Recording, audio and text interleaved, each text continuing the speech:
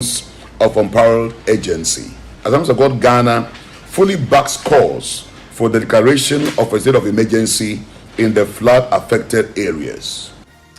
We are live in the most affected areas, a day after the president paid a visit to assess the situation for himself. And we ask if anything has changed, with NADMO still stretched to breaking point.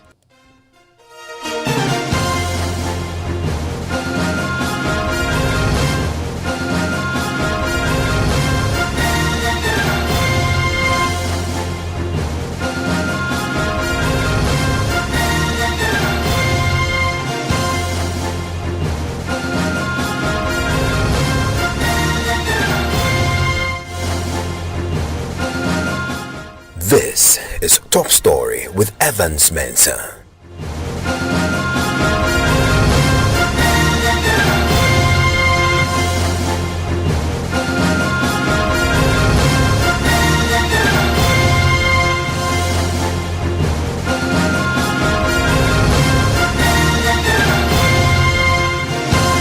And Top Story is always brought to you by Vodafone.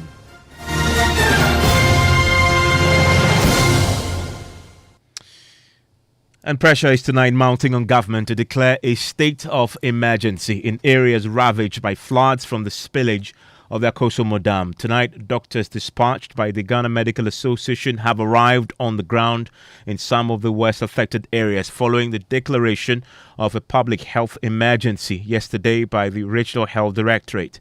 The major concern tonight is averting an epidemic. More on that shortly. In the last few hours, some religious bodies have been piling pressure on government to do more for the affected victims of this particular flood. Listen to the General Superintendent of the Assemblies of God Church Ghana, Reverend Stephen Wengan, who has been addressing a news conference. We are witnessing a flooding disaster on an epic scale and with devastating consequences in parts of the Volta, Eastern and Greater Accra regions as a result of the spillage of huge volumes of water from the Akosombo and Pong dams. It bears recounting that the entire communities have been submerged in the flood waters. Thousands of people, including children, have been displaced and property worth millions of Ghana cedis lost. To make the desperate humanitarian situation worse, public cemeteries, mortuaries and toilets have also been submerged in the floods, thus polluting sources of drinking water and igniting a public health emergency concern. This catastrophe of unprecedented proportions calls for a response of unparalleled agency. Assemblies of God Ghana fully backs calls for the declaration of a state of emergency in the flood-affected areas. This will add the necessary legislative and humanitarian weight to measures being undertaken to bring the depressing situation under control. We believe finding a permanent solution to the impact of flood waters anytime there's a spillage of water from any of the dams in Ghana will be most welcome. Engineering solutions, massive education and effective sanctions against environmental degradation should therefore be intensified on all fronts if we decide as a nation to be serious in finding long-term answers to the flooding and other nagging environmental questions. On our part, Assemblies of God Ghana shall donate an amount of 20,000 Ghana cedis and other relief items to help alleviate the plight of the victims. And today we are also learning that the Christian Council is on the ground right now and is visiting some of the affected areas. We'll be speaking pretty shortly with the Samuel Kudita Blakwa, who is benefiting from this particular visit. Also, yesterday we heard from the National Disaster Management Organization detailing the challenge you're currently dealing with some 20,000 of the people still displaced and unable to be settled. I want to bring in right now Samuel Okudita Blakwa, who is MP for North Tonga. Also joining me tonight is Dr. Archibald Lecha, who is a Volta Regional Minister. Thank you, gentlemen, for your time here on Top Story. I may have lost both gentlemen on the telephone line right now. I'll get them back on. Thankfully, I still have with me Samuel Kudita Blakwa, who is still on the line. Mr. Blakwa, thanks for your time here on Top Story. I'm grateful. And we just heard from the Assemblies of God, the Ghana, and they making the point about the national declaring a state of emergency there. From what I understand, the Christian Council is also on the ground and also assisting in your particular community, Mipe. Yes, and good evening to everybody. Let me express our heartfelt appreciation to the Assemblies of God Church for the solidarity. I listened to the extract you played, and I am on all fours with the entire submission. The declaration of a state of emergency will really help. I can confirm to you, Evans, that there are a number of international partners of ours who are waiting for this declaration, and they will move in with a lot of support. If government does not declare that state of emergency, matters are not, taken as serious as they should. And really, if you come to the ground, this is a humanitarian crisis. As I speak to you, more communities have been affected. Our camps have increased to 20, and you do know that we are the worst hit. Over 10,000 people here in North Dawn alone have been displaced. We are now also racing against time to prevent a public health crisis. And if that happens, we would now be dealing with homeless people, dealing with hungry people, and then people who are sick and dying. That would just be too much to bear. And that is why today we have forged a strong partnership with the Ghana Medical Association, the Ghana Registered Nurses and Midwives Association, the Catholic Relief Trust, and the Health Directorate. We have received doctors who have been dispatched by the Medical Association. We've been doing an outreach. We're doing free treatment, doing psychological therapy, wash campaigns, public education, to make sure that we do everything in our power to prevent an epidemic. I must also confirm to you, Evans, that we have just received the Christian Council, a high-power delegation led by the General Secretary of the Christian Council. I just welcomed them into the constituency, and your call came through, so I asked permission to finish with this interview, and I'll return to them. So the solidarity, I must say, is increasing, and it's very much welcome. Earlier in the day, we received a very impressive donation from the Ghana Tanker Owners Union. Really impressive list of items, from food to blankets to personal effects, and they selected Averime, Mepa, and Adidome in Central Tong. We also received another package from a group called KBG Foundation. So I must say that the goodwill is increasing. We have quite a tall list of groups and associations and individuals who are coming tomorrow, and we will be here to receive them. Of course, thanks to stations like Joy who are highlighting our plight. And I must say that we will continue to need this because there is no end in sight. The VRA has indicated that they will have to continue to spill. I interacted with the head of community engagement earlier today, who was here to inform us that the engineers tell them that they will have to continue to spill to save the integrity of the dam. So that means that we are in for a long haul. The rains, as you do know, continue to pour, and so that means that the water levels are not going to be receding anytime soon. So God be with us. We do need a lot of assistance, and we are grateful for what is coming in so far. And thankfully, the regional minister is on the line. He's also the chairman of the Regional Security Council, Dr. Archibald Letcher. Thanks for your time here on Top Story. The calls for the declaration of a state of emergency, will that be done? Is this something that you are considering? Thank you, Evans. I think that there's a meeting ongoing, and every suggestion is welcome. So this is a meeting of the Regional Security Council? The meeting of the Interministerial Committee set up by the President to support us address the issue. And this is happening in Accra or right in It's your happening region? in Accra right now.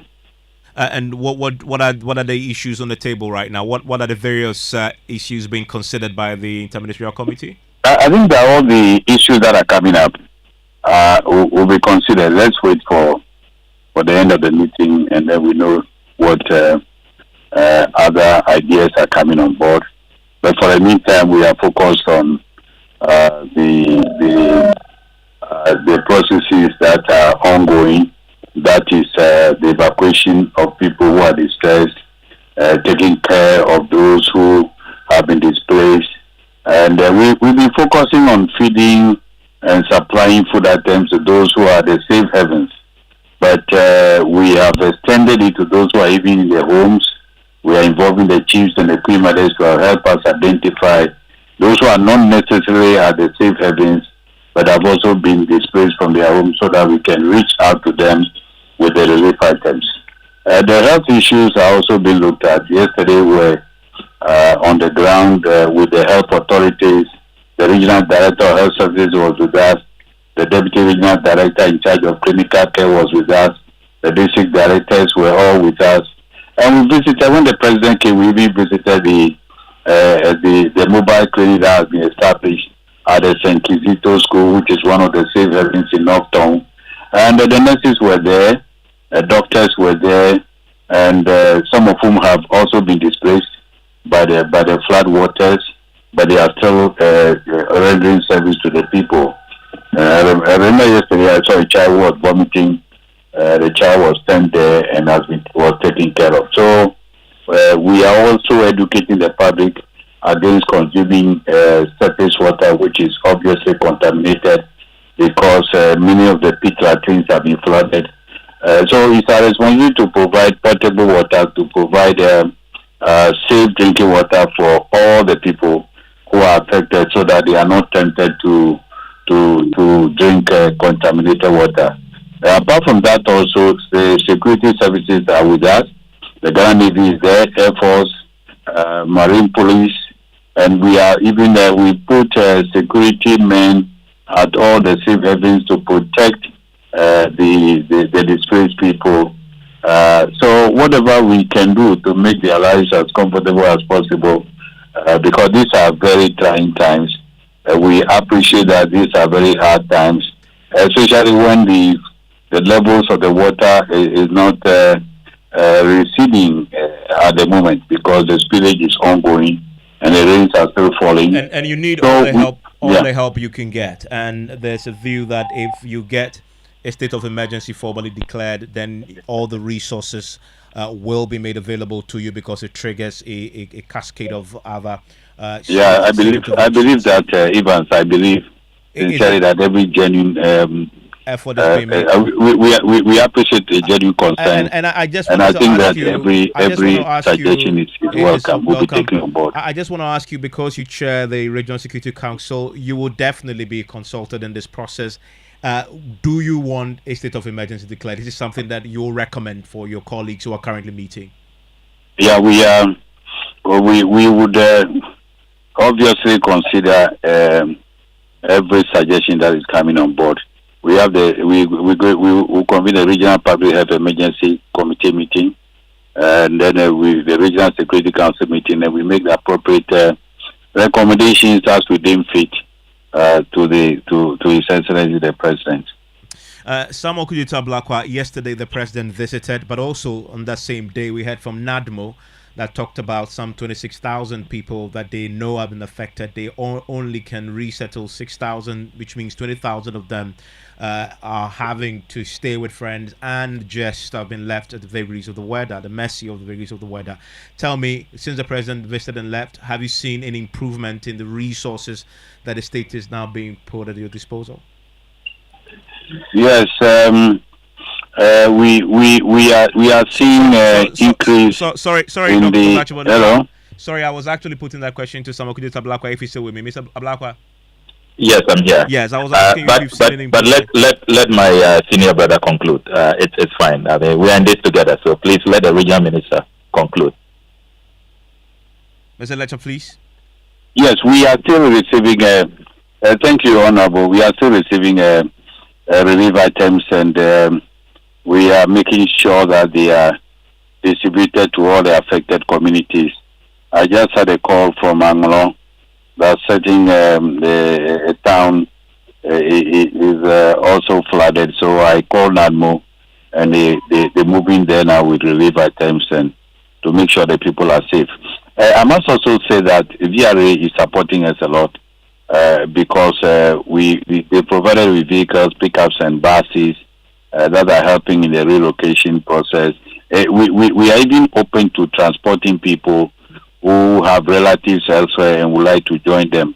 For example, if there are some of the families who have people in Segi or Sogakope or Akachi, they want to move there, or Tema or Accra, VRA has provided us with buses and pickups to be able to do that. So I think that with the news we hear this evening, that the religious bodies are also coming with their support, is all welcome, and it must be all hands on deck because this is a collective responsibility. We must all put our hands on deck to make sure that our people who are distressed have their situation improved.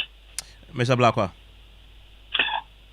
Yes, I can confirm all the things the regional minister has said. I met the VRA team earlier today, except to submit strongly that the relief items are coming in too slow on the part of NADMO and VRA. We were promised a number of tents. They haven't met that target yet. So people are still congested. They are crammed in classrooms, and we have to do something about that. Dr. Lecha is a very renowned public health person, a medical doctor par excellence. So he knows that the conditions are not helpful. They are not conducive at all. So we need more tents. We also will need more supplies from NADMO. NADMO appears overwhelmed. So it's good to hear that they are in a meeting of the interministerial committee. We would want to see them expedite action and bring in the much needed support. I think that the response rate has been too slow. I mean, the regional minister will have to admit. I don't know what the bottlenecks are, whether it's funding, but we really should be doing better than we are doing now. We need more tents. We need more food items. If it hasn't been some of the donations coming in from private actors, we really will have been caught flat-footed. Will have been stranded. So it's good to hear that there are plans afoot. But if we can see more action, if the plans can begin to materialize, and this state of emergency, honestly, I don't know why it is taking so long. Honorable Regional Minister, we need this declaration. You know, as ranking member on the Foreign Affairs Committee, a number of diplomats have reached out. That's all they are waiting for. If government declares that state of emergency, it will trigger a lot of international support, and we will be the better for it. So I really don't know what is holding that decision back. Because really, if you have entire communities wiped out, as I speak to you, a village like Siko, there's not even one house standing. Siko is totally gone. It's ground zero. Take Volukome, totally gone. Dofokome, totally gone. Agbetipo, half of the community is gone. Mepe, half is gone. Mepe is now really a ghost town. I mean, most of the buildings here are underwater. The regional minister has been here to see for himself. So if this does not warrant a declaration of emergency, I don't know what else. You have thousands of people displaced. In North Town alone, it's more than 10,000 displaced. Livelihoods destroyed. People's farms destroyed. They can't go to work. As I speak to you, the education is disrupted. For more than a week, no education, no schooling is going on because we are using the schools as the camps, as the makeshift camps. So if this is not a state of emergency, no water. Ghana Water Company has cut water supply. ECG has cut water supply for good reason, that their substations have been submerged. So we have all the characteristics of a state of emergency. So it's just the declaration that we need. And honestly, I really don't know why it is delaying. It gets frustrating, honestly. Dr. Letcher, you heard that. Yes, I've heard the Honorable one, it's Member always of a bit Parliament slow. for Help is North, coming, and I but it's think coming that pretty slowly. it's understandably passionate about the situation, and government will do whatever is necessary to ameliorate the plight of the people. And he talks about the relief coming in, but coming slowly. What more can you do to expedite? The NADMO Director General is also at the meeting now. The Deputy Director General is on the ground, supervising the distribution of the items which are still in stock, and we'll do whatever we can to bring this situation under control. Like the Honorable Member of Parliament said, because the weather is not favoring us, and the water levels are rising at certain communities. That is a cause for worry, and the longer it takes, the more likely we will have some health issues coming up. So we are grateful to the Ghana Medical Association Board, registered nurses and midwives association for coming in to support the local health workers.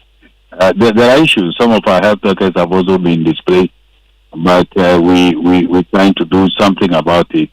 Many of them are still at post, and we are very grateful for their level of patriotism.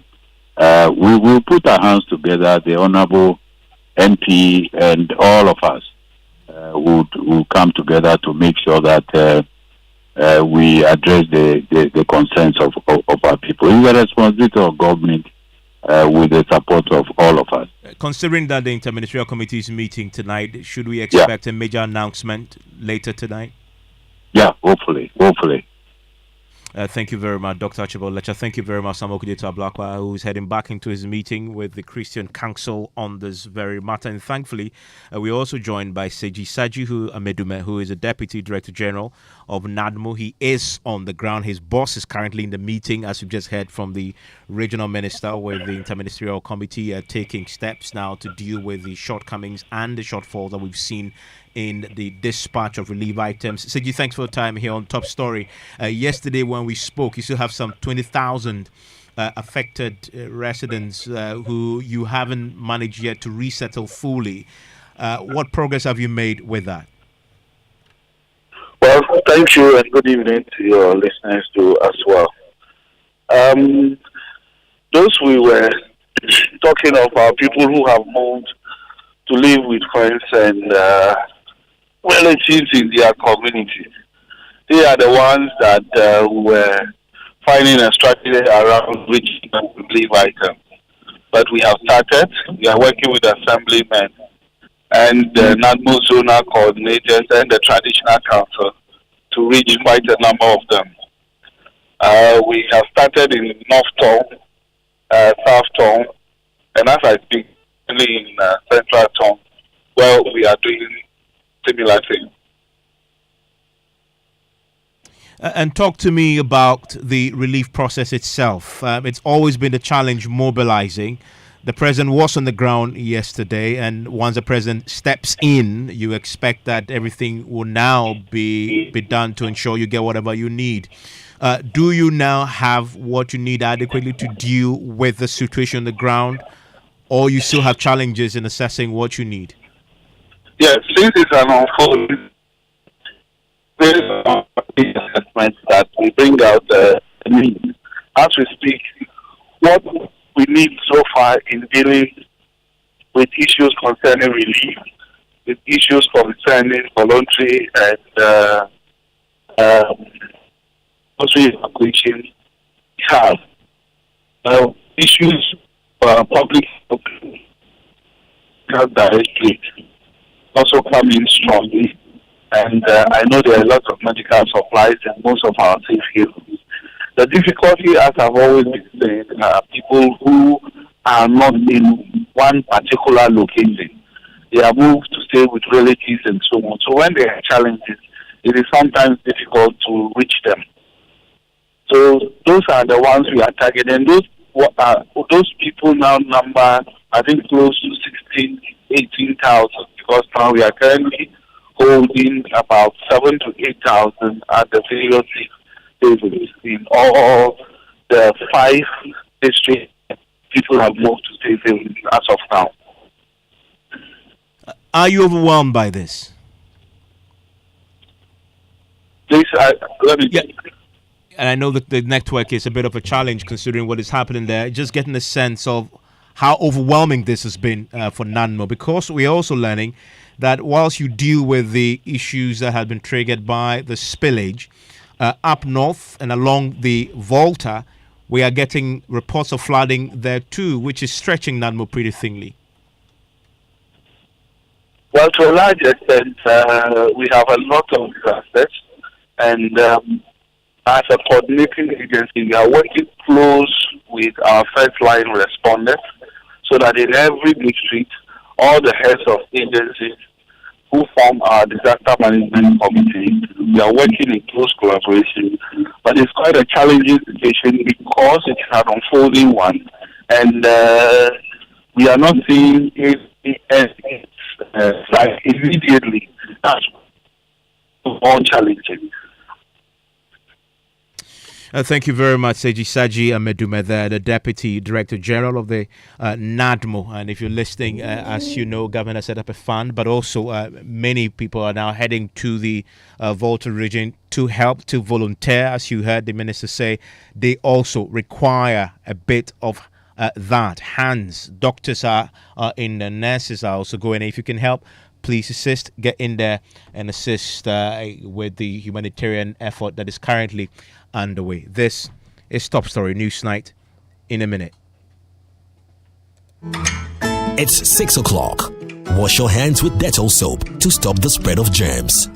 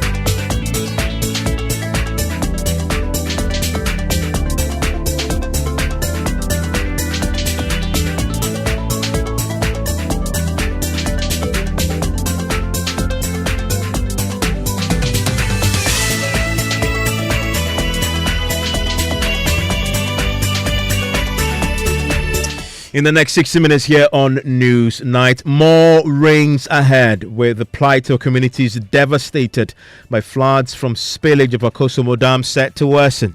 In terms of weather over the lower Volta Basin area, rain is still in the forecast for them for the next 2 weeks, 40 to 60% chance of rain. The Volta River Authority now says it will be spilling more water. Details including reactions to the President's political statement on his tour to some affected areas tonight. But also, plus, how has the government dealt with this particular crisis so far? We have an assessment for you. Also tonight, the Electoral Commission seeks advice of Attorney General to prosecute persons who guaranteed for more than 10 persons during the just ended registration exercise. The Commission wishes to inform the general public that guarantors who breached the law and perpetrated the act of guaranteeing for more than 10 applicants will not go unpunished. More as the Commission laments the abuse of the guarantor system. On the guarantor system, the Commission is of the view that under our current circumstances, the guarantor system has outlived its usefulness and cannot be maintained. The best proof of a person's citizenship in Ghana is the Ghana card. Also tonight, ECG crackdown as it interdicts 13 staff, including those cited in Joy News expose for trading on sanctioned meters, breaching due process in issuance of meters, and illegal use of staff log-in details of power connection. You know what I have found out is that there are service requests, but I do not have the people's details in my system. And the phone numbers that are in my system for new service delivery, when I call them, it goes to Guru Boys. So now I currently have meters sitting down for new service, but I can't find the people. In business, more oil marketing companies reduce prices of petroleum products at the pumps, with diesel selling for 13 cedis 40 per Swiss and petrol going for 12 cedis 45 per Swiss. And in sports, we hear from head coach Chris Eaton ahead of Ghana's final international friendly against the USA at midnight. And later in our story of hope today, I will tell you about two carpenters, Jessica and Sylvia, who ventured into the profession to save a family business, but has grown to love and nurture others into it. This was the business that supported me since I was a child till now. And I can't watch my dad's 40 years of business just go down the drain. So what's best to do than to take up the mantle and do this together?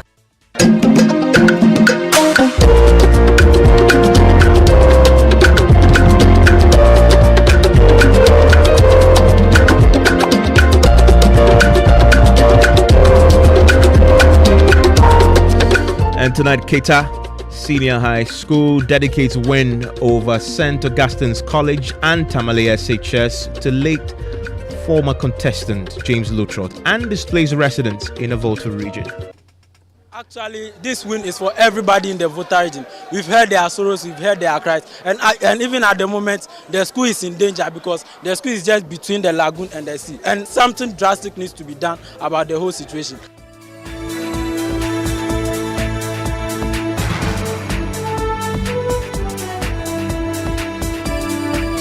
All the details plus your comments here on News Night 05511119997 shortly after this. Ever visited a shop, picked a whole basket of provisions, toiletries, and very essential things you need, battled a long queue to finally pay, only to be told you can't pay to a merchant number? The way that thing they pay, but with Vodafone Cash, there is no problem. Now on Vodafone Cash, you can pay all merchants on all networks. Easy peasy. Aye straight. Aye direct. Aye sharp. From your Vodafone Cash wallet to any merchant number on other networks. So whether you are buying provisions or fuel, medication or food, whatever the service or need, just pay conveniently from Vodafone Cash to any merchant's number. Simply dial *110# to make payment to merchants on other networks today. Vodafone. Ready? Let's go. We all go bring some savannah. Everyone is dancing, everyone is singing, because everyone is painting with Savannah. Savannah paints from Azar are affordable enough for everybody to fulfill their paint needs. Paint more, pay less. Savannah paint, we all go paint some. We all go paint some Savannah. We all go paint some. My people, Bronya Bantemo! Hey, sir! Yes! Activa Insurance Group is 25 years. Hooray! And they are rewarding customers with fantastic prizes in the Activa Bronya Bantem promo. Insure now and win big! Bronya Bantem Ampa! Yes, from now till December 15th, win big in the Activa Bronya Bantam promo. Buy or renew your insurance policy and win a weekend vacation, smartphone, TV, and other home appliances. Just dial *713*313# or visit any Activa insurance office nationwide for your insurance policy. This promotion is in partnership with Malcolm and is regulated by the National Lottery Authority on the Caritas Lottery platform. Terms and conditions apply. Activa Group, 25 years with you and more to come. Activa Insurance, our clients, our passion. You're so live, your News Night is on Joy 99.7 FM. If you are affected by the floods tonight, please, let's hear from you. 05511119997. And there is no end in sight just yet to the misery victims of the flooding in communities across the country are currently facing, because the Ghana Met Office says you need to brace for more rains ahead. Listen to Head of Central Analysis and Forecasting Office, Felicity Ahiafenyo, who has been talking about what to expect. As in terms of weather over the lower Volta Basin area, rain is still in the forecast for them for the next 2 weeks. The week that we are dealing with, yes, we are having a 40 to 60% chance of rain over there. From Wednesday up to Sunday, yes, we are still expecting rain. And then upper week Monday to the following Sunday, we still have a 40 to 60% chance of rain. So by weekend too, we are expecting another outburst of rainstorm that will move over the area that is likely to produce some rain. But then the intensity may not likely be the same as the one we are seeing today. Are these rain quantities that are expected to cause flooding? Yes, the ground is already saturated, so any rain that will come will definitely have a runoff that is likely to cause flash floodings over flood-prone areas. Well, Deputy Chief Executive Officer of VRA in charge of engineering and operations, Edward Kanzo, had explained they will be compelled to spill more water depending on the rains. 3 days ago, it was around 386,000. It drops to 340 as of yesterday, and today is around 286,000 cubic feet. So at least the water is dropping. 3 days ago, the rise in the lake level was about 0.14. 2 days ago, it was about 0.12. Yesterday, it was 0.1, and today is 0.05. So at least we can see that the rate of rise of the dam is also receding. Per our data collected, we know from the middle of October to the end of October, the volume of water that comes into the dam also recedes. So if this is going to continue, then we know that at least we are getting out of the difficult situation of catching up with the level in the dam and the amount of water that should be evacuated. We are still maintaining the amount of water that we are evacuated since 10th October, which is the 183,000 cubic feet. Why so if the dam, the inflow is reducing? Okay. The height today, as the operational level in the water of the dam should be 176 feet operational. The maximum allowable operational level is 177.5. And today is 177.29 this morning. This afternoon it has gone to, as at 2 o'clock, it has gone to 177.32. So from what I said, we are left with only 8.18 for us to get to the maximum allowable operational level of the dam. So if I stop the volume that I'm spilling, then the rise will be rapid, than which means I'm going to topple the dam. The integrity of the dam will be at play that we don't want to. So if I'm spilling 183 and I'm still getting a bit of rise, it should be a concern to me. So to me, the best option is either to increase, but if I increase, the effect down there will be so great. So we are balancing the act to make sure that at least we stay where we are and make sure that at least we get to a point that we get negative rise, then we can start closing the dam. But per our projection, we know that maybe get to the end of October, we'll be approaching those points and maybe take other decisions going on. So based on the figures you are, seeing, where are we likely to see the closure of the floodgates? When are we likely, projection? By the end of October, we should start seeing something. If things should be as it is, if nothing unusual happens with some heavy rains into the dam, then we are looking at end of October per our projection. Which means that we'll still be spilling from now to end of same volume will continue. Hopefully we are not going to increase the volumes. The same volume will continue. And as you've heard on Top Story already, the Interministerial Committee set up by the President to coordinate the state intervention to help those affected is currently locked up in the meeting. the minister, who also chairs the Regional Security Council, has indicated that his expectation that a major announcement will be made. There's a conversation around declaring a state of emergency in the areas affected by the floods following the spillage of the Akosombo Dam. We'll return to this story pretty shortly, as you're hearing already also from the ground. Stay with me on this. Also assessing that to what extent the climate change may be a reason for what we're currently witnessing. But I want to stay with the subject of floods, because schools, churches, residential properties are part of hundreds of buildings close to the Dengsu River, which feeds the Wager Dam and earmarked for demolition tonight. Now, the demolition notice states the structures will be demolished by the Ghana Water Company Limited. Now, some residents of Gbawe Gonse in the Wager Gbawe municipality of the Greater Accra region say the thought of losing their investments in this time of economic difficulties has brought great distress. Now, the Wager Dam provides potable drinking water to thousands of homes in the capital, and sources within the Ghana Water Company say the demolition is to protect it from encroachment. Listen to some of the residents.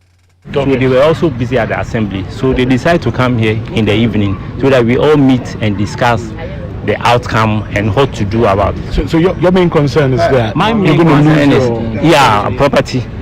So we don't know the measurement they want us, they are coming to give us, so that we are ever prepared.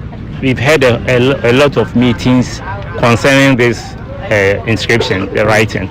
So they decided to, we have planned that they should come and sit down with us, so that if they will give us the measurement, they will know what to do and what to say to those nearer to the river. Because for the sanitation aspect, we've planned to obey by their rules. Let me speak to another resident here. Sir, what's your name? I'm Philip Adam. Philip Adam. Yes, please. Okay. You're also worried about the demolition notice? Very, very worried. I'm very much worried because we have properties here. Others have acquired loans to make properties. Others have also spent their lifetime endings to acquire properties. So if such things goes on without our knowledge, automatically it's giving us a serious headache. It's becoming a problem to us because some are also having sleepless nights. Okay. Others have fell sick and they have been admitted at the hospital. So it's a whole lot going on.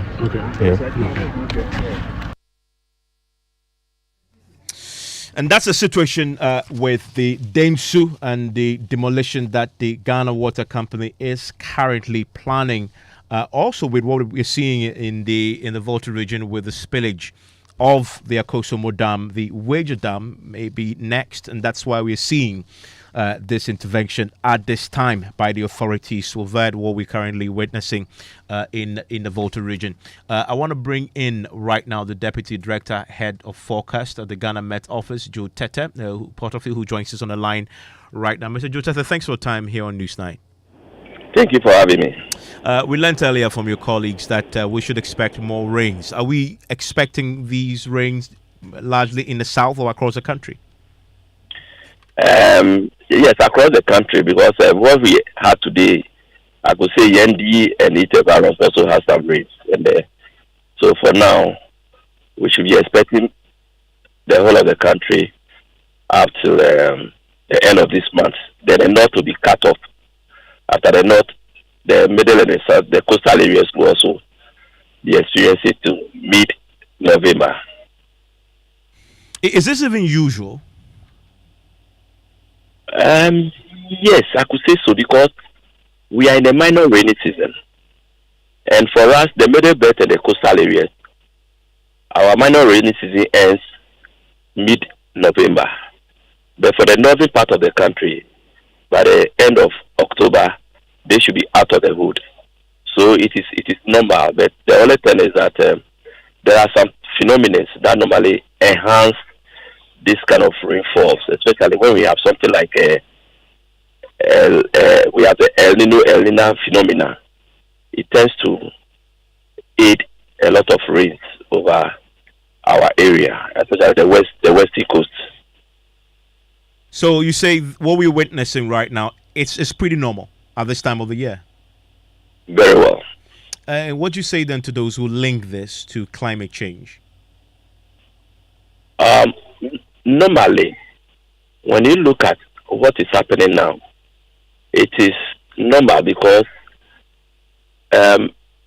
we can say climate variability. Because when you compare what is happening now to some years back, that is what normally happened.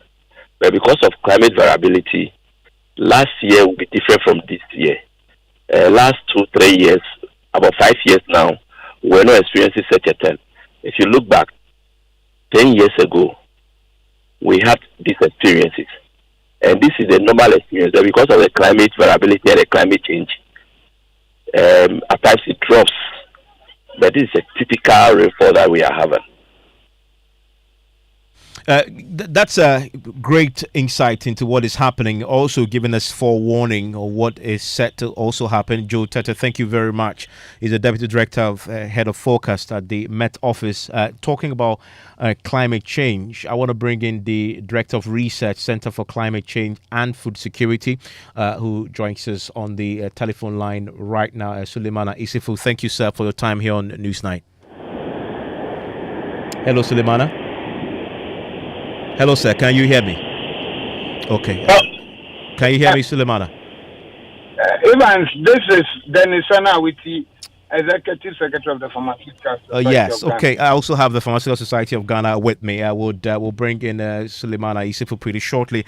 And thank you for joining us. We called you obviously because we've seen that the Pharmaceutical Society in the last few minutes have issued a statement in which you're calling for an emergency fund to be established. You're also actually recommending that the COVID-19 fund is one that you are looking at. Tell us more. Why is the Pharmaceutical Society making this call? Thank you very much, Evans, and good evening to your listeners. I want to use your platform to once again commiserate and then solidarize with the victims of the Akosombo dam spillage. As you rightly said, we are calling for the COVID-19 fund. The levy from that fund is being used to support the COVID-19 issues and aftermath that we had. So we are saying that COVID-19 is with us, but it's no longer an emergency. But we have an emergency now at hand. And we think that we should think beyond COVID-19 and look at all disasters. And so it is time that we convert that fund at hand to be a national emergency relief and public health emergency fund so that we can look forward and be prepared ahead of time. We can get corporate Ghana, individuals, and well-meaning Ghanaians to support this fund so that we can advance it. We don't have to wait for something to happen and we start running around. In the meantime, though, there are people still waist deep in floods in the Volta region and other parts. What's the Pharmaceutical Society doing to help? Yes, so we've dispatched funds to our regional branch to procure needed items as they deem fit. We are also leading the pharmaceutical sector relief in terms of getting our stakeholders in wholesale, in manufacturing, in distribution to support so that we can also send the needed relief funds to the area. What about medicines? Because from what we've heard so far. Yes, medicine is at the forefront of what we are doing. Medicines is what we do. So medicines at the top of it. We are looking for medications for cholera, for diarrhea diseases, for malaria, every medicine that is needed, we will get them to the ground zero. Soon. How soon are you expecting to get these there? Like I said, we have already dispatched some funds. So they will start with what is needed in collaboration with the doctors and other health professionals on it. And then as and when we are able to gather as much, we will then dispatch and it will be a continuous process until there is an amelioration of what is going on. Well, thank you very much. That's Dr. Samuel Kordonko, who is the president of the Pharmaceutical Society of Ghana, a major national intervention there in the Volta region, 05511111997. If you are one of those affected by what is happening in the Volta region, let me hear from you all day. We've been hearing your stories here on Joy 99.7 FM. And I will be sharing your thoughts with the rest of the world pretty shortly. And we'll be having this conversation about the rains that you can expect. You've listened to the Met Office and the questions around what climate change got to do with what we're currently experiencing. The Director of Research, Center for Climate Change and Food Security, Suleimana Isufu, joins us on the line right now. Mrs. Suleimana Isufu, thanks for your time here on Newsnight. Thank you very much, Evans. Thanks for having me. You've seen the devastation across the Akosombo lake, but also following the spillage of the Akosombo Dam itself. How much of this you attribute to climate change? So, yes, I think all of it has something to do with climate change because you would see that according to the assessment of the VRA, since 2006, this is the first time they are receiving water in the dam to the tune that we are seeing. And the estimate is that the dam is receiving almost 200% more than 200% water more than the dam can contain. And obviously, you know that in October, we are not supposed to be seeing the kind of rains that we are seeing, which is accounting for the over harvest of water in the dam, which is leading to the spillage. So if you aggregate all of these, you would come to one irresistible conclusion that climate change is responsible for the volumes of water that we are seeing. So the downpour, and if you follow climate change trends, you would see that in recent times there has been the introduction of new terminologies such as flash flood. So flash flood usually is when you have massive downpour to water volumes that you may not have expected within a particular time frame. So flash flood has become very prominent in how do I call it, climate crisis around the world. So if you look at what we are seeing now, you can attribute almost all of it to climate change, even though there's human element to the level of containment, which I think that the VRA and other state institutions have failed in discharging the human element in terms of containment. So from the scientific point of view, I would say, yes, climate change is a major contributory factor, but the human element where we should have put in place enough measures for containment, I think that we have failed in that regard. And we heard the Met Office say that what we're currently witnessing is pretty normal at this time of year, and that they would not necessarily attribute it to climate change. Climate variability is how he calls it. If you listen to the Met Office, then this is pretty normal in this time of year, and not necessarily linked to the impact of climate change necessarily. No, I disagree with him because he should look at the sheer volume of water that the dam has received.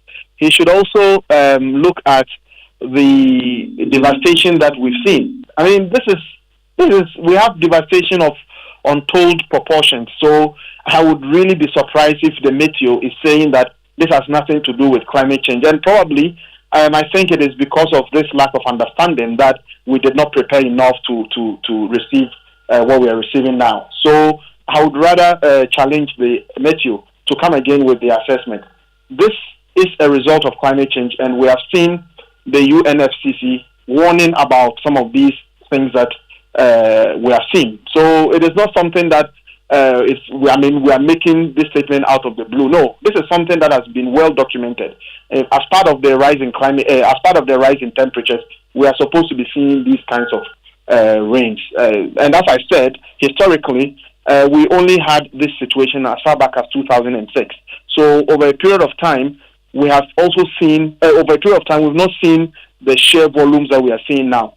So for anybody to discount the effect of climate change, the person will not be doing justice to the real cause of the problem that we are seeing. Thank you very much. That's the Director of Research, Center for Climate Change and Food Security there, talking to us about the big picture as far as the crisis, the humanitarian crisis that we're witnessing in the Volta region and a part of the country, really, because this is taking on a national character right along the Volta Lake from the north down south. We've seen communities there also complain of flooding in the last few weeks. Well, there's a lot of focus tonight also on the way government has handled the crisis in the Volta region following the spillage of the Akosombo Dam. Today, we're hearing from religious bodies all now piling pressure on government to declare a state of emergency. Today, there was a press conference by the Assemblies of God Church Ghana, addressed by their General Superintendent, Reverend Stephen Wengam, who says the state must do more. Flooding disaster on an epic scale and with devastating consequences in parts of the Volta, Eastern and Greater Accra regions as a result of the spillage of huge volumes of water from the Akosombo and Pong dams. It bears recounting that the entire communities have been submerged in the flood waters. Thousands of people, including children, have been displaced and property worth millions of Ghana cedis lost. To make the desperate humanitarian situation worse, public cemeteries, mortuaries, and toilets have also been submerged in the floods, thus polluting sources of drinking water and igniting a public health emergency concern. This catastrophe of unprecedented proportions calls for a response of unparalleled agency. Assemblies of God Ghana fully backs calls for the declaration of a state of emergency in the flood-affected areas. This will add the necessary legislative and humanitarian weight to measures being undertaken to bring the depressing situation under control. Well, yesterday the president himself was on the ground and assured more help will come. When these things happen and government acts, politics does not come into the matter at all. When I took the oath of office as president, I took the oath of office as president of every single individual in Ghana, of all peoples in Ghana, all districts. And whether they voted for me or not, once I have taken the oath, I am the president of all the people. So, Toby, you and your elders, I want the people here, you, beginning with you and the elders, to understand that when something like this happens and government acts, government is acting for Ghanaians, all Ghanaians. I came here because Ghanaians are having difficulties and are suffering. And it is my responsibility to try and help.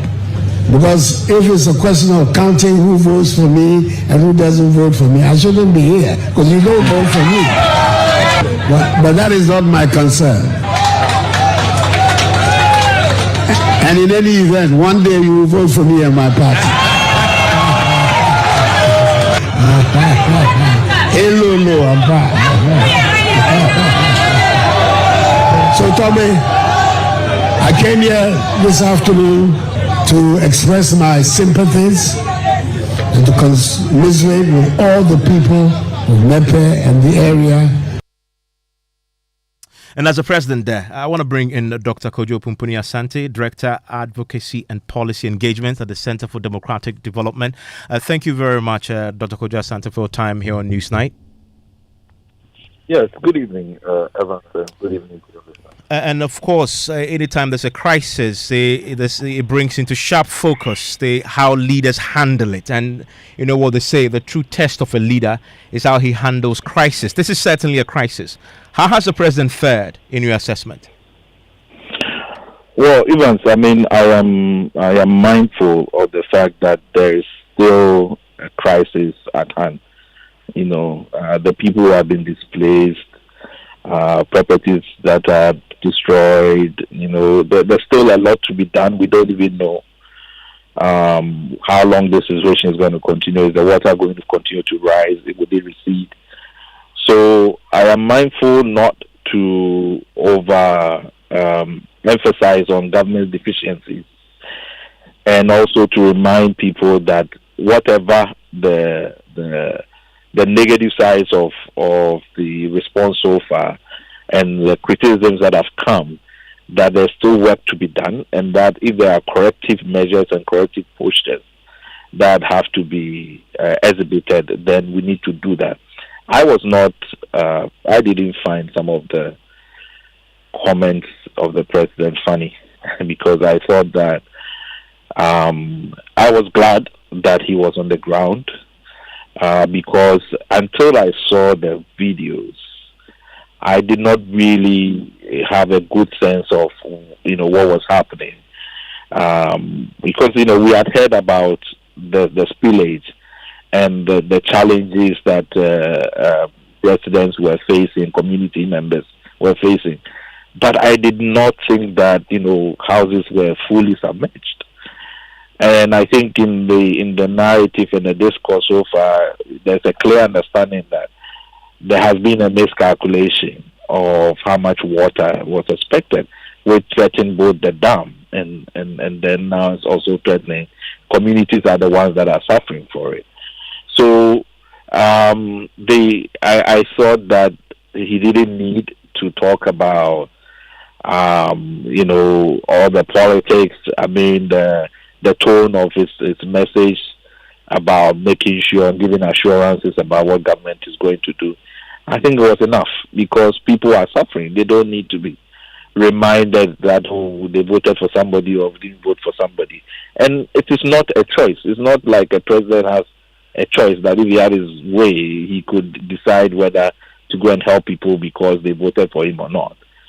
So this is that kind of narrative. We have to tone down on the politics of it, because if you give further to it, then you keep politics, you add to the politicization, right? And it was completely, for me, unnecessary. We didn't have to go there.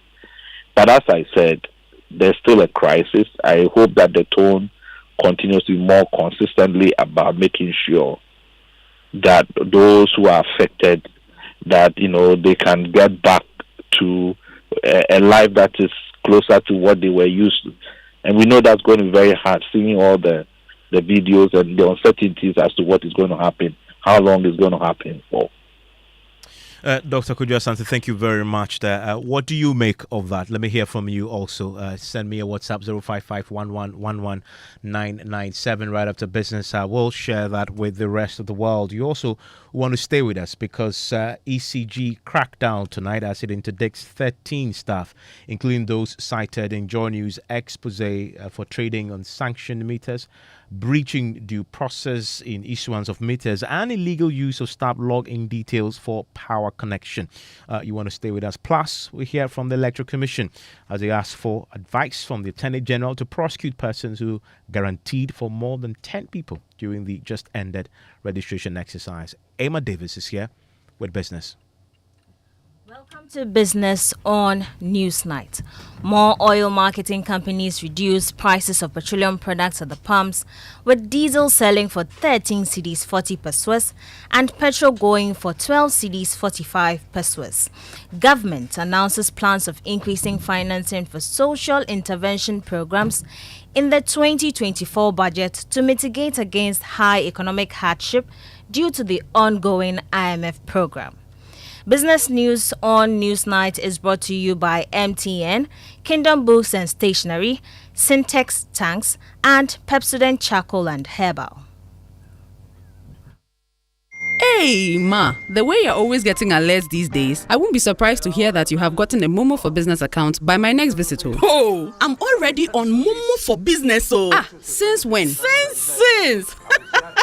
Now, it's easy to apply for a merchant SIM. All you need is a registered MTN number, your business certificate, your Ghana card, and you are good to go. Sir, you think you are the only one who knows what's up, eh? Look, I just dialed *5051#, selected register, and the region I was requesting the SIM from, and waited for my SMS with my reference number. You can even go online at momomerchantapplication.mtn.com momo.com.gh and complete the details for an even better experience. Hey, Grandma Momo.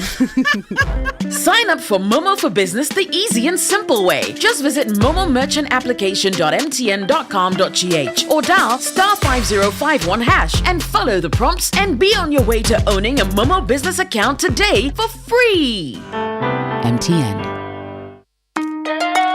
Hooray! The Kingdom Books and Stationery Limited's Back to School promotion is here with us once again. From the 4th of September to the 31st of October 2023, Kingdom Books and Stationery Limited is giving a generous 10% to 15% discount on all school items like textbooks, pens, pencils, erasers, exercise books, and so much more across all our branches in Accra, Tema, Kumasi, Takoradi, Winneba, and Cape Coast. Parents, teachers, and students, please hurry while stock lasts. For more information, call us on 0302 764 101 or 0302 764 209 or email info@kingdomgh.com. You can also visit our website www.kingdomgh.com. Kingdom Books, where quality and affordability are both assured. Terms and conditions apply.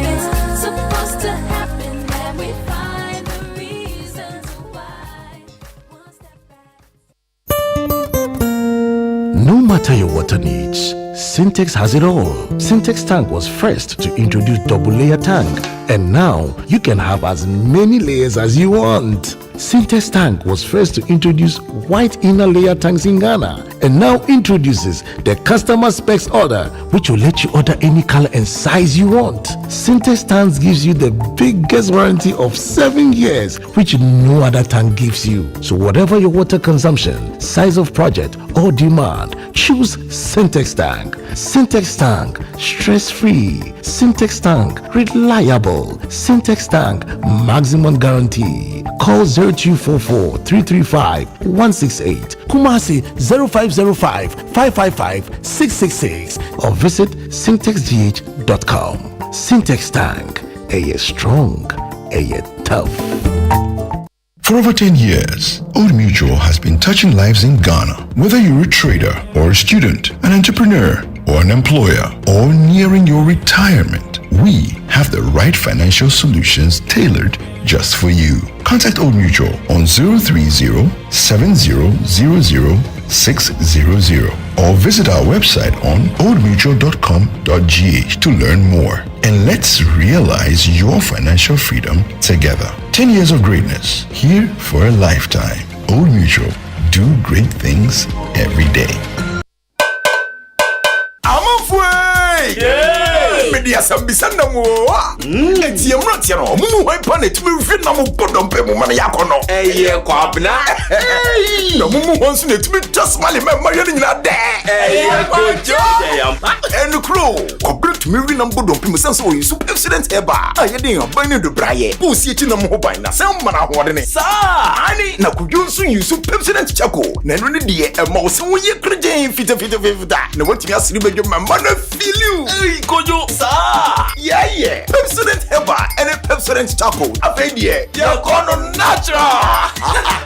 FDIJ Jadian Katuyatu. Welcome. My name is Emma Davis. Let's settle for the details.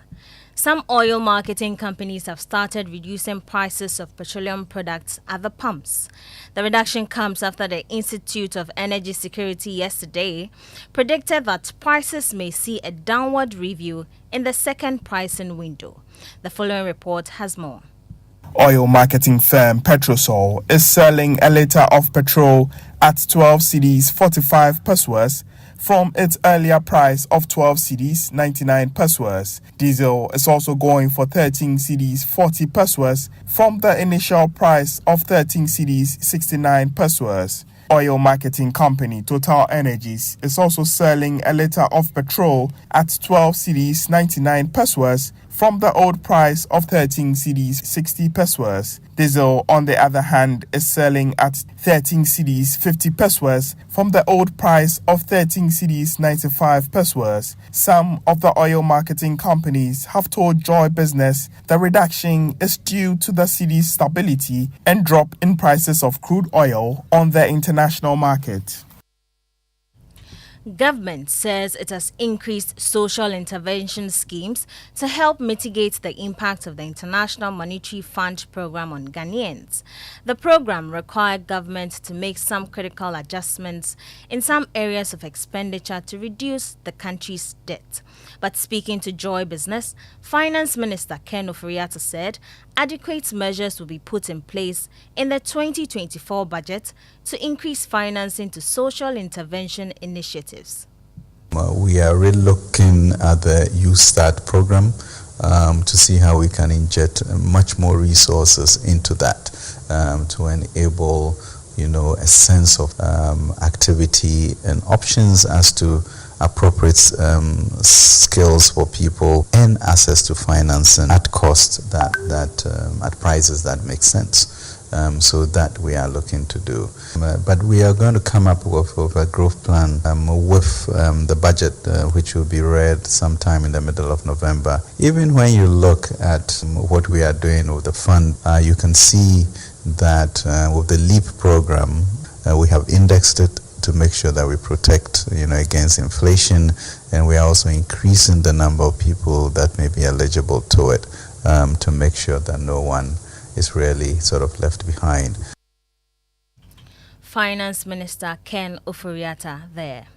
The Insurance Brokers Association of Ghana has urged the public to engage insurance brokerage firms to help eliminate issues associated with late payment of claims. Speaking to Joy Business at the launch of the Insurance Brokers Awareness Month, President of the association, Shaibu Ali, said engaging brokers could help erase negative perceptions about difficulties in paying claims. So the education is just to enlighten the public about insurance broking. Make sure that your use of insurance services is seamless, is problem-free, and most importantly, when you have a claim, you don't have issues, because the difficulties about insurance hinges on claims in this country. If you go on radio right now, everybody is talking about a claim that happened and it wasn't paid. It was paid, but it wasn't fully paid. If you have a broker to walk you through the process, you will see that these problems will be minimized. Shaibu Ali is president of the Insurance Brokers Association of Ghana. That's all for Business on Newsnight. My name is Emma Davis. Emma, thank you very much. And I want to share with you a few of your messages on our WhatsApp console. Now, many of you are talking about the floods in the Volta region and other parts of the country, really. I mean, the worst hit is Mepe, as you know, in the North Tong district, where we know tonight that the religious bodies have showed up in force to help. The Christian Council is there. Tonight, we know that an interministerial committee set up by the president to coordinate the relief effort. They are also meeting, and we've heard from the Volta Regional Minister that we can expect a major announcement on the back of that particular meeting. This message from Abraham says, with all due respect, I think the President's comments to the people of the Volta region was very unfortunate and should not be condoned. He says a leader doesn't talk like that. And Kwame from Ashonman says part of the President's address was quite unfortunate. He was not on the campaign grounds. And this has no name, but says both natural and man-made activities is a cause for the excessive flooding in the Volta region. And he gives a bit more detail on this. He says Akosombo and its suburbs are not left out. Schools, roads, linking fishing and farming, churches and houses, kente weaving and other businesses are heavily affected. Residents around Lokopa, Zonto, Dawukopa, Wogbato, and many other communities within the K2 South municipality are not spared at all by the current floods. And that's David in Akachi, and Nuruddin in Kumasi says all that the people of North Tong and the other affected areas need is help, not political talk by the president. A few of your messages there. Tonight, the Electoral Commission is seeking the advice of the Attorney General to prosecute persons who guaranteed for more than 10 people during the just-ended limited voter registration exercise. Now, according to the laws governing the registration exercise, it is an offence to serve as a guarantor for more than 10 voters. Now, according to the Deputy EC Commissioner Samuel Tete, the Commission will in the coming days publish the names of all persons who breached this particular regulation. The Commission wishes to inform the general public that guarantors who breached the law and perpetrated the act of guaranteeing for more than 10 applicants will not go unpunished. Their names will be published in the national dailies and they will be brought to prosecution. It is in the interest of the Commission to register every eligible applicant or citizen. However, the Commission will not sit aloof to let go offenders who flout its laws. In our previous press briefings, we projected videos and photos of minors in queue registering. Well, according to the Electoral Commission, there was abuse of the guarantor system during the registration exercise. As many as, he put the number down to 50% of persons who registered during the exercise use the guarantor system, which the EC says has outlived its usefulness. On the guarantor system, the Commission is of the view that under our current circumstances, the guarantor system has outlived its usefulness and cannot be maintained. The best proof of a person's citizenship in Ghana is the Ghana card. The use of the guarantor system is fraught with blatant abuse as witnessed in the just ended voters registration exercise. Most countries in the sub-region, to mention but a few, for example Nigeria, South Africa, Senegal, Rwanda, and Kenya, do not use the guarantor system as evidence of identification as a citizen. If indeed we are committed to strengthening our electoral process, then the guarantor system must be abolished sooner than later. Well, let's hear from the National Coordinator of the Coalition of Domestic Election Observers, Albert Ahing, joins us now with a view on what has just happened, the EC press conference today. Mr. Ahing, thanks for your time. Do you agree that the guarantor system is time to abolish it? Evans, I've never been comfortable with the guarantor system. I've had the occasion to talk about it to some radio stations, and I'm saying that the way the parties abuse the guarantor system, it does not go well for our democracy. I said one time that I was at a center where people were in a pickup and they were going around police stations and they were guaranteeing anywhere they went. Does it mean that they knew everybody in all the police stations? You see, it's a system where people used to abuse. And if it is well done, fine. If, for example, you have a cousin, you have an uncle, you have a niece, and you are guaranteeing for that person, that's okay. But here we are with people going around guaranteeing, and that is why we have the term guarantor contractors. I'm not happy with it, and I'm sure a lot of people too are not happy. So if the EC thinks that they have reasonable grounds to argue and abolish it, I think it will be fine. And give me a sense when you look at the limited voter registration exercise. I mean, away from the guarantor system, the EC's verdict is that this was hugely successful. More than 900,000 people were registered. This is in spite of the concerns that you and others raised about the location of the registration centers themselves. Do you agree now that we have some time now to digest what has happened? Do you agree that, in hindsight, it's the EC was right? Yeah, and I think the EC, if they achieve that success, I think they should also maybe give some praise to the political parties. Why am I saying this? I'm saying this because they went the extra mile by busing people, even though it is not legal. They went on their own way to get people to some of these centers by getting them transport. And sometimes I'm told when they came and they couldn't even get registered, they slept all at the expense of the political parties. I don't think there's a need to go that extent. It is not worth it.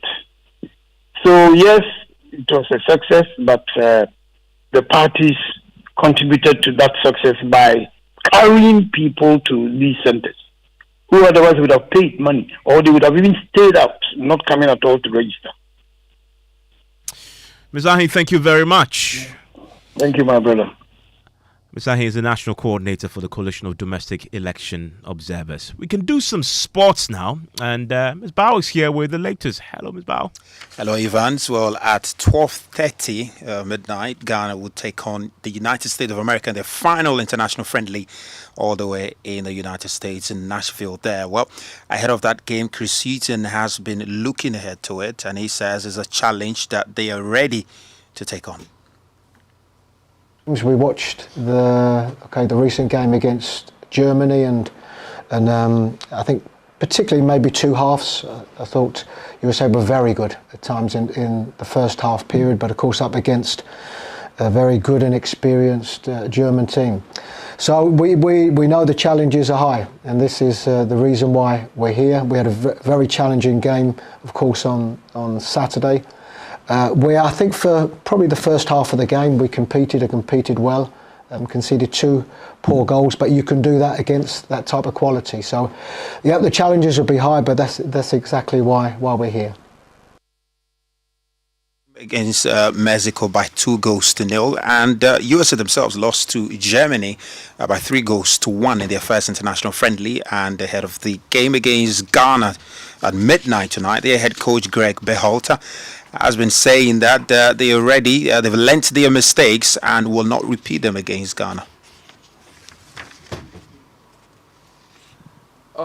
Personally, we may make a few changes, but for us, it's about continuing on with how we do things and trying to improve in these areas. Ghana has world-class players, is an experienced international team, and played in the last World Cup. So for us, it's about how do we take what we learned from Germany and apply it against Ghana, and specifically, in possession, how are we taking up good positions, have good structure in our offensive game, and then defensively, doing the small things, getting our pressure right and our shape right, especially in the defensive third.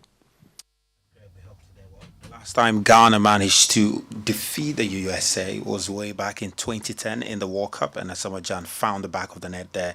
So if Asamoah Gyan was the last person to score a goal for Ghana against the USA, one person will be looking for it to find the back of the net for Ghana is Inaki Williams. He hasn't scored in 10 games for the Black Stars, and Chris Heaton says, they're still trying to figure out a system that can help him find the back of the net. And I think probably over a period of time, we haven't been able to provide him with that type of service. Some of that is sporadic. There are games where we've had good possession in the middle of the park and looked for runners. But probably overall, as I said, we need to find the right formulas to create chances for him. And up until this moment, we haven't been able to do that. Yeah, Chris Heaton there on Inaki Williams. They were waiting for his first goal for the Black Stars, and that was brought to you by Pepsodent Herbal and Charcoal. 12:30 tonight. We're staying up to watch it. They better win. Yeah, they better win. Thank you very much, Ms. Bao there. Now, Joy News is tonight learning of a crackdown launched by the power distributor to deal with errant staff. Now, documents cited by Joy News reveal the electricity company of Ghana has interdicted 13 staff at its Accra East District alone for illegal power-related offences. Now, the 13 include Abraham Kum, who was cited in the Joy News expose Power Thieves selling unapproved meters to the investigative team. He sold a meter that cost a little over 800 CDs for 2,000 CDs. We'll bring you details of the decision taken by management of ECG shortly. But first, here's an excerpt from that documentary. This thing is a big moral responsibility and values fight. We need to stop. Because one of the newspapers tried to do a calculation, but he's not far off. We lose over 1 billion Ghana cedis in illegal connections. Why? This revelation is alarming. But one fact that did not come up in the discussion is the faces behind this nation-wrecking activity. The Joy News investigative team decided to visit ECG offices in 3 regions to ascertain the extent of the canker. And my colleague Michael Papania-Shale is with me with details of this latest action taken by the ECG management. Yes, Evan. So this is the first one we have cited here is to Abraham, the guy that we caught in our expose there. And this is a letter dated 13th October that makes reference to our documentary. And again, it says, management finds your responses unacceptable and has therefore interdicted you with immediate effect. You are required to hold yourself in readiness for the committee of inquiry investigating the case. You will therefore be placed on half salary and transport allowance until management takes a final decision on your case. Management taking a tough stance there on this particular subject when it comes to the ECG, and this is something that we're following very, very closely on the back of our own investigations into the subject of illegal meter trading within the ECG by some staff. Now, 2 sisters, Jessica and Sylvia, are proud carpenters. They started practicing the profession by default, but today are very excited at their choice to save a family business, Educraft Furniture. Now, I tell the journey in today's story of hope by first interviewing their father, Enoch Edu-Teku, and this is a story put together by Hannah Odame.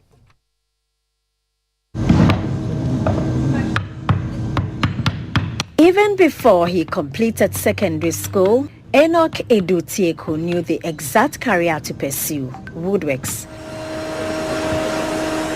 And he had the support of his parents. So at age 19, he carved his first works. I actually started practicing immediately I finished school under a mango tree. I was just producing wooden serving trays and the sales was good. So that's what I did, and I was able to get most of the required tools to start the business. And I was able to gather a little funds, and then we started in uncompleted house, a shed, and then finally God blessed us with our own land before we migrated to this current place. With over 3 decades experience, Mr. Teku has freely trained over 400 youths and students with the skills gained. As I'm talking to you, there are 5 university students right here doing their attachment, some doing internship. So I pray to God to give me the strength so that we can help the up and coming.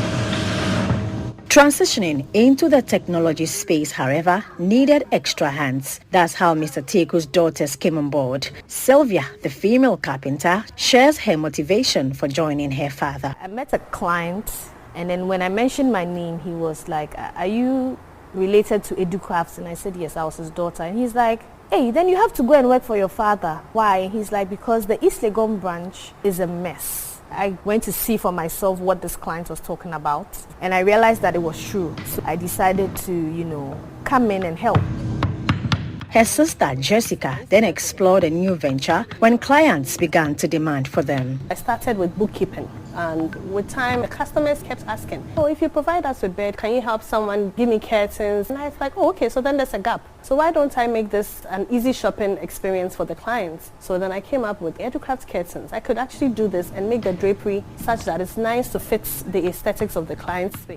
The 2 ladies are excited about the prospects on roping in more females into the world of carpentry. We have identified some few female in the industry that we are supporting, and we are hopeful they'll join us and grow the Educraft families. This is a job that I'm proud of, and I'm able to teach other people to also be proud of, because it's a respected profession. Mr. Teku, who says he's very comfortable knowing his daughters will best manage the Educraft furniture business, wants parents to know this. It's amazing. I finished lecturing and a lot of students came to me complaining that they want this very subject, but the parents says no. So please, parents should allow the youth or their children to go through this course. And it's a nice profession, honestly. Furniture making is a lovely profession.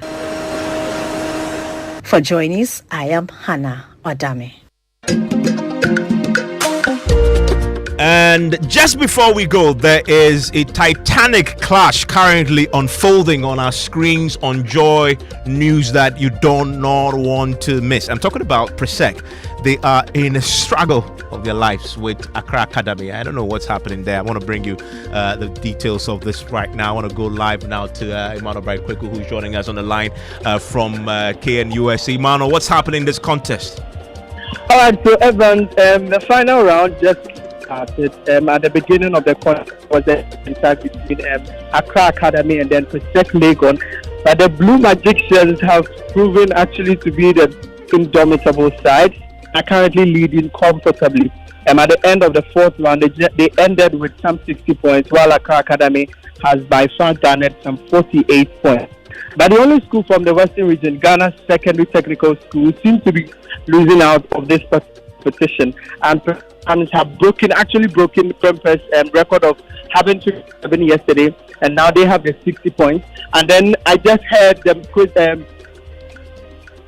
Accra Academy pick 2 of the riddles from the final round, and the boys are hoping that they can start to Presec and then finally overcome.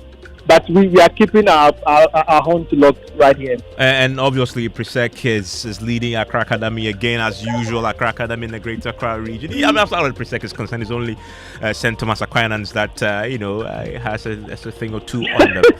You know what I'm talking about. I mean, also Accra Academy, they are whipping boys in the Greater Accra region. But also an earlier contest that saw a win for a school that we all now think of fondly because of the former contestant Lutrot, who passed on sadly this year. Yeah, those from Keta expressed their